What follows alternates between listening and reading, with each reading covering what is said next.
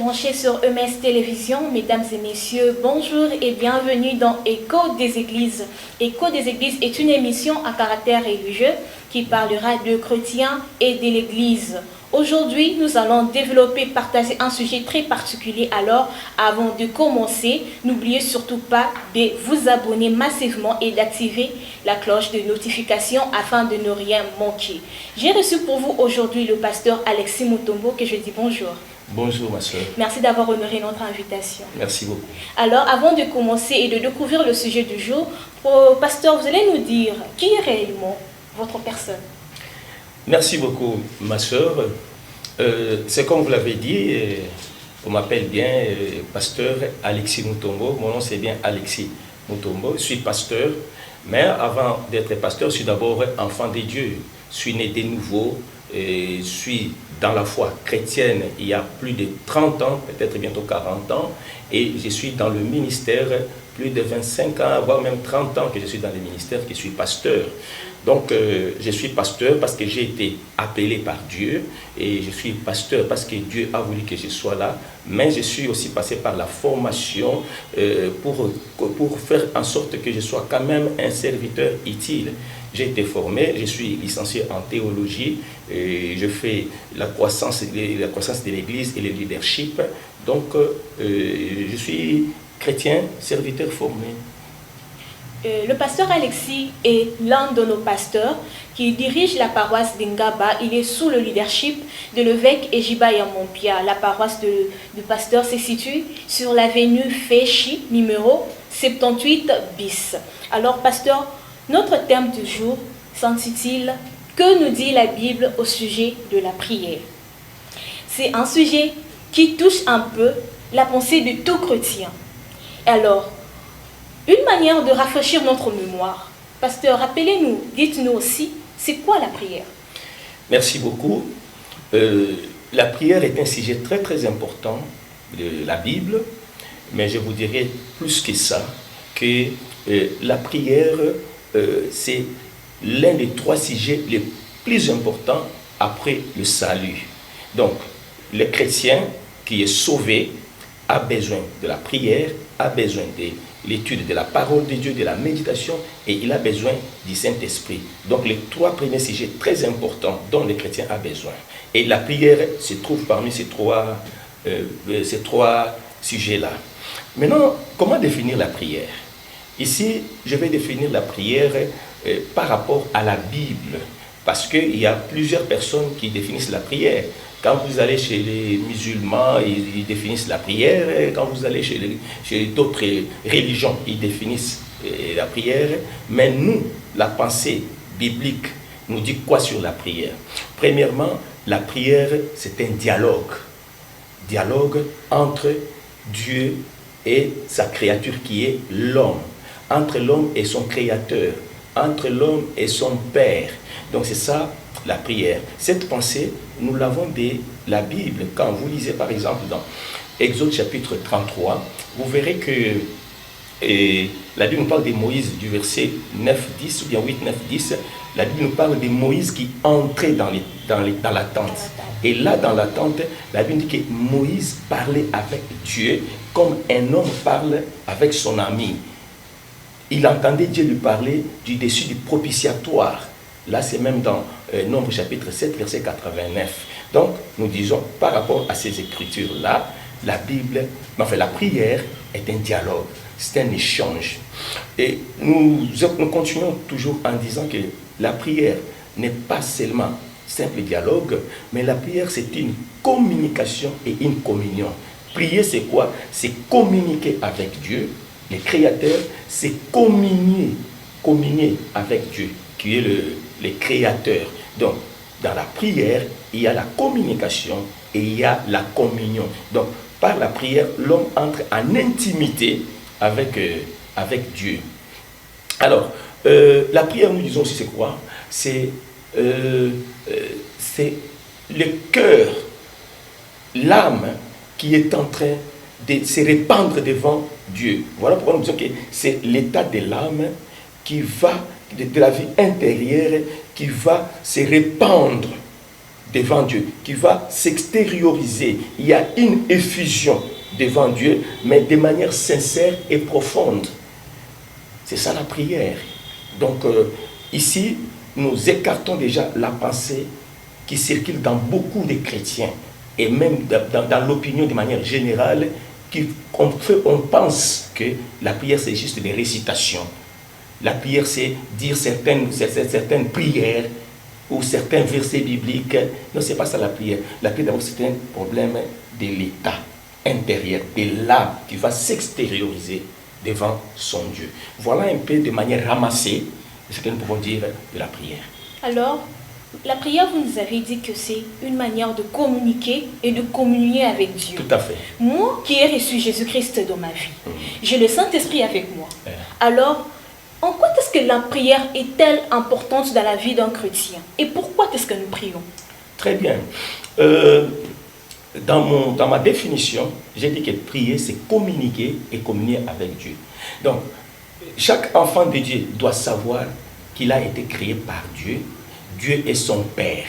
Et il a besoin d'entretenir une communion, d'entretenir une relation intime avec ces dieux-là. Mais comment c'est possible? On ne peut le faire qu'au travers de la prière. Donc moi, j'ai besoin de Dieu pour que je maintienne cette communion et cette relation-là avec Dieu. Je dois passer par la prière. Donc la prière d'abord, c'est un moyen qui me permet, moi, d'entrer en communion et en contact avec Dieu dont j'ai besoin, le Dieu là qui est mon Père. La prière est très importante. Pourquoi? Parce que Dieu, notre Créateur, n'est-ce pas ça? Dieu, notre Créateur, nous demande de prier. Il y a plusieurs passages dans la Bible où vous voyez que Dieu nous demande de prier. Dieu a créé l'homme, c'est pour que l'homme soit en communion avec lui. Et nous voyons déjà dans le jardin d'Éden, Adam était en communion avec Dieu. C'est une nécessité. Mais, au-delà, il faut savoir que la prière est très importante. Pourquoi? Parce que ce n'est pas la prière que les chrétiens vivent. La prière est comme une respiration. Vous voyez, quand Jésus-Christ parle par exemple de la prière, il dit quoi dans Matthieu chapitre 6? Il dit, quand tu pries, il ne dit pas quand tu veux prier, il dit quand tu pries. Pour dire que la prière c'est toute une vie. Donc c'est toute une vie. Donc c'est la respiration du chrétien. Autrement dit, un chrétien qui ne prie pas, c'est-à-dire qu'il ne vit pas. C'est comme quelqu'un qui n'a plus de souffle. Donc, par rapport à la question que vous avez posée, tu as cru au Seigneur Jésus-Christ, c'est bien. Mais tu dois continuer à vivre la vie chrétienne. Comment vivre la vie chrétienne? C'est au travers de la prière. C'est la prière qui est maintenant le souffle de vie, la respiration du chrétien. La prière est très importante. Pourquoi? Parce que Jésus-Christ lui-même qui était Dieu a prié. Il était quelqu'un qui priait. La Bible dit que très tôt le matin, avant que les gens ne se réveillent, pendant qu'il faisait encore noir, Jésus-Christ allait dans un lieu désert pour faire quoi? Pour prier. Vous voyez? Donc, si Jésus-Christ, Dieu, le Fils de Dieu, avait besoin de prière, à combien plus forte raison, nous, les chrétiens, nous, des hommes faibles, nous, qui sommes vraiment à côté du péché à tout moment, nous avons vraiment besoin de la prière. Et aussi, je peux aussi ajouter pour dire que la prière est très importante, ma soeur. Au travers de la prière, nous parvenons à entrer en possession de beaucoup de choses. La prière nous permet d'obtenir beaucoup de choses. Et d'ailleurs, laissez-moi ouvrir une parenthèse par rapport à ça pour dire que moi, souvent, quand je parle de la prière, j'ai toujours dit aux enfants de Dieu que la prière est une puissance. La prière a de la puissance, la prière donne la puissance. C'est-à-dire que pour qu'un chrétien vive normalement, il a besoin d'une vie de puissance. Okay. Comment il aura cette vie de puissance? C'est au travers de la prière. Je ne sais pas si c'est trop, hein? Et la prière, pour moi, je la considère aussi comme étant la clé, les contacts qui libèrent une puissance. Je prends l'exemple d'une voiture. C'est vrai que pour que la voiture démarre, on a besoin des clés de contact. La clé de contact ne donne pas la puissance au moteur, mais elle permet à ce que la puissance qui est dans le moteur soit libérée. Donc la prière permet à ce que la puissance de Dieu en nous soit libérée. Et une fois que la puissance est libérée, il y a maintenant beaucoup de choses qui vont se passer. Il y a des bénédictions, il y a la délivrance, il y a la victoire, il y a la guérison, il y a tout. Donc, au travers de la prière, le monde peut revenir à l'endroit qu'il faut. Donc la prière fait beaucoup de choses. Il amène le réveil dans l'église. Donc, parler de l'importance de la prière. Je manquerai même les temps pour parler de l'importance de la prière. Mais du moins, c'est le peu qu'on puisse dire par rapport à la prière. Alors, pasteur, quand vous étiez en train de parler, j'ai écouté quelques mots que vous avez prononcés. Ouais. Il y a le mot « quand ». Quand tu pries, quand Jésus priait. Et aussi, quand Jésus s'est levé tôt le matin pour aller prier. Et alors, pasteur, vous allez nous dire, quel est ce moment favorable pour nous de prier? Parce que la Bible nous dit que chaque chose a son temps. Merci beaucoup. La prière, comme je l'ai dit, c'est un besoin permanent de l'homme. Et d'ailleurs, toute notre vie, n'est-ce pas ça, doit être une prière, doit être une adoration.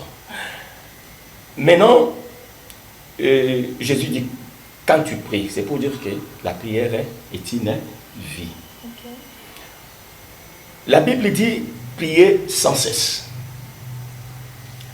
Mais maintenant, il faut comprendre, cela ne veut pas dire que tous les jours, toute ma vie, je me réveille du matin, je commence à prier de 6 heures jusqu'à 20 heures quand je vais me coucher. Non. Et on veut tout simplement dire qu'il faut prier le plus souvent. Parce que nous avons besoin de la prière. De deux, ou prier. Mais la prière n'a pas d'abord besoin de l'endroit particulier. D'abord, la prière se fait à partir du cœur. C'est-à-dire que je peux prier partout. Mais ce qui est d'abord important, c'est le cœur. Cela n'exclut pas que nous pouvons avoir des endroits et des moments précis pour la prière. Ça, ce n'est que normal. Regardez, Jésus-Christ parle avec la femme samaritaine. La femme samaritaine lui dit, non, voilà, nos ancêtres ont dit que voilà l'endroit où il faut prier Dieu, c'est à tel endroit, tout ça, mais vous dites qu'il faut aller. Qu'est-ce que Jésus lui dit? Il dit, non, femme, l'heure vient et elle est déjà venue. Où ça ne sera ni à la montagne, ni dans le temple. Mais les vrais adorateurs adoreront les Pères en esprit et en vérité. Voilà, c'est ça l'élément clé. Donc, on adore Dieu quand? Où? L'élément important, c'est d'abord la prière. Et enfin, le Saint-Esprit. Donc, quand le Saint-Esprit est en toi, tu auras soif de la prière. Et il te dira même, il va t'inciter à la prière. Chaque fois qu'il trouvera que c'est nécessaire de prier, il t'incitera à la prière. C'est-à-dire quoi? Tu as une vie de prière. Tu dis, d'ailleurs, prier, c'est donner du temps à Dieu. Donc, les temps que Dieu me donne, je dois les partager aussi avec Dieu. L'un des problèmes que nous avons aujourd'hui, c'est quoi? Les gens sont tellement occupés qu'ils ne trouvent pas de temps pour Dieu. Et là, c'est vraiment très grave. Alors, comment faire? Parce qu'il y a de ces personnes qui sont tellement occupées. Mais leur occupation aussi, elle est importante pour nous. Parce que ça nous aide à survivre. Je suis occupée à l'université, je suis occupée au travail, je suis occupée au marché. Alors, moi, je développe cette soif de prier. Pasteur, comment est-ce que je peux faire? Merci beaucoup, ma soeur. Vous savez, j'ai dit ici que prier, c'est d'abord donner du temps à Dieu. Oui. Et tout le monde, dans un jour, nous n'avons que 24 heures.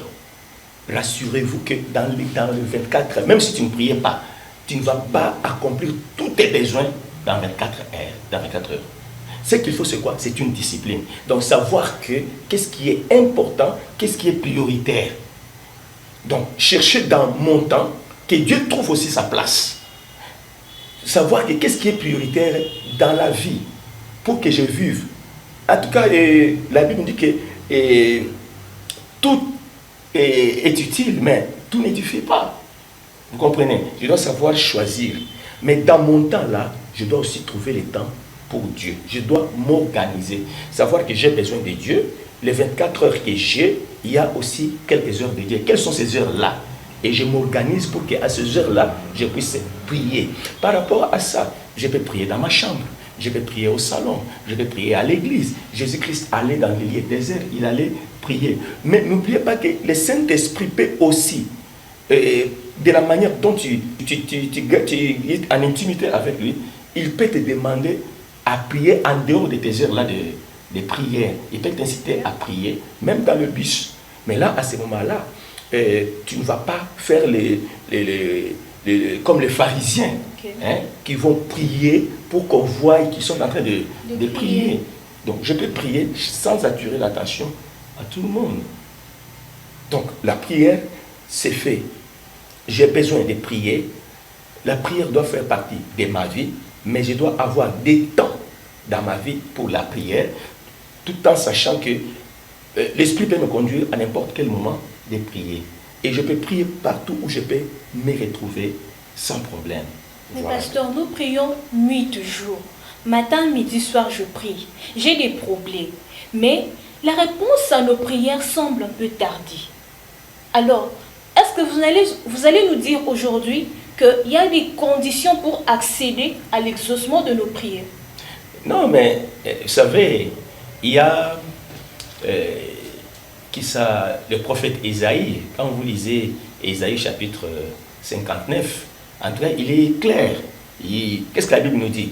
Il dit, non, la main de l'Éternel n'est pas courte pour agir, ni son oreille trop dure pour entendre. Donc, vous comprenez déjà par là que obligatoirement, n'est-ce pas ça, nos prières doivent être exaucées de la part de Dieu. Mais quelque part, il y a un problème, il y a une barrière. La Bible nous dit que, mais pourquoi est-ce que nos prières ne sont pas exaucées?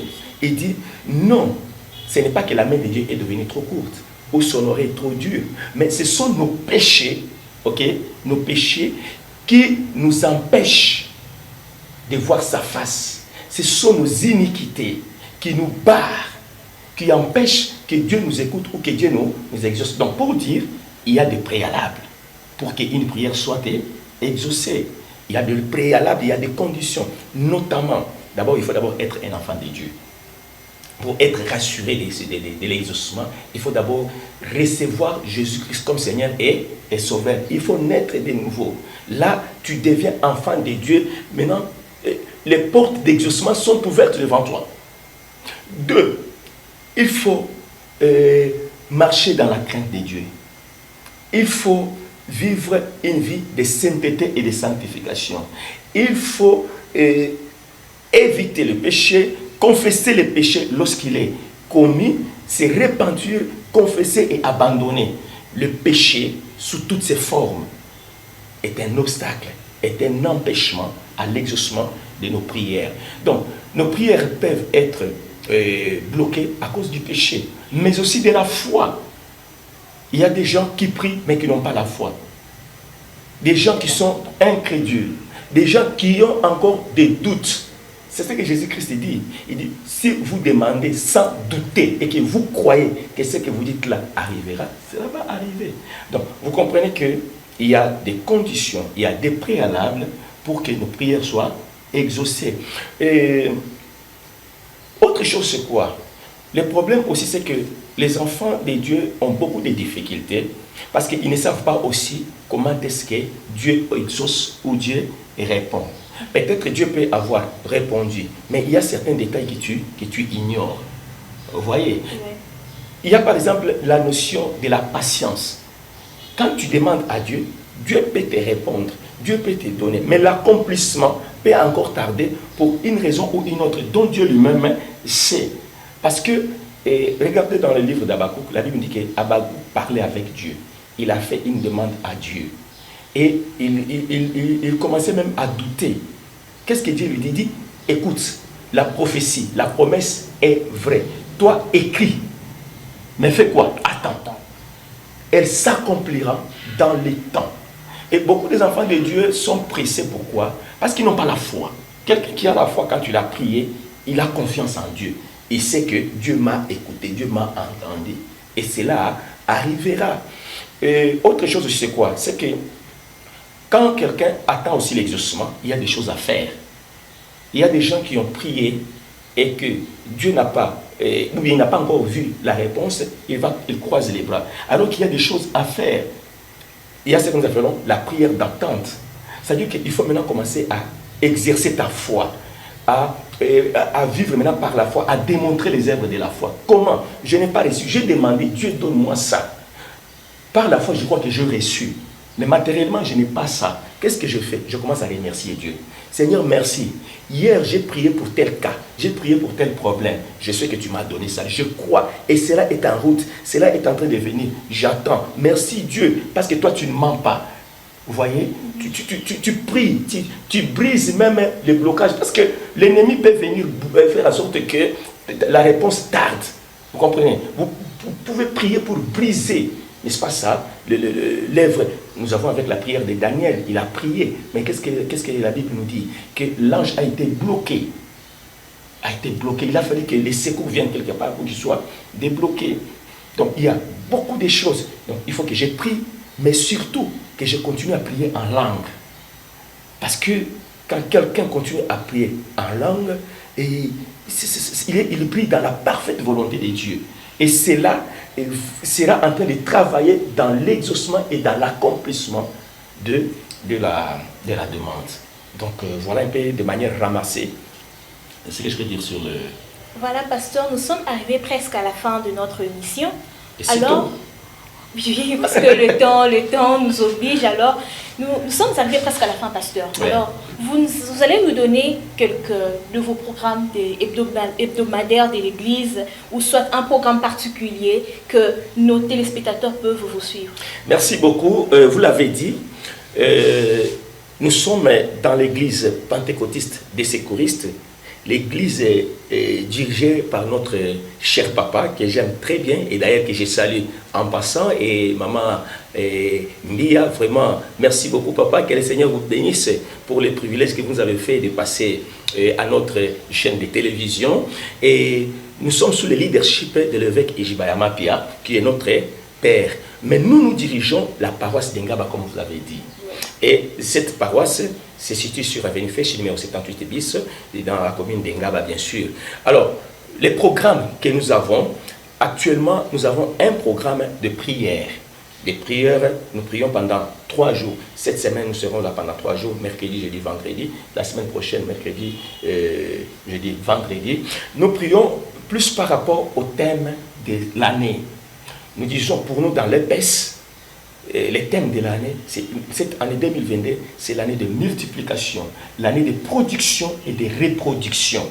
Donc, nous devons produire, nous devons nous reproduire et nous devons nous multiplier. Et pour cela, il y a des bases. Il y a les bases sur lesquelles nous pouvons produire, reproduire et multiplier. Donc, nous sommes en train de parler de cela mercredi, jeudi, vendredi et dimanche. Donc, nous recevons, je reçois les gens tous les jours, enfin le mercredi, jeudi, vendredi, de 14h à 16h30. Donc c'est un peu ça le programme. En dehors de ça, il y a d'autres programmes qui se passent, des veillées, des prières de délivrance. Là, c'est selon les programmes des gens qui viennent pour nous voir. Voilà, nous sommes arrivés pratiquement à la fin de notre émission Écho des Églises. Merci, pasteur, d'avoir accepté notre invitation. C'est moi qui vous remercie, tout en saluant aussi tous les membres de l'Église EPS et surtout ma chère épouse, Maman Marie Mouleka. Ok, merci à vous aussi de nous avoir suivis. Restez branchés sur EMS Télévision, la chaîne de leadership. Au revoir et à la prochaine.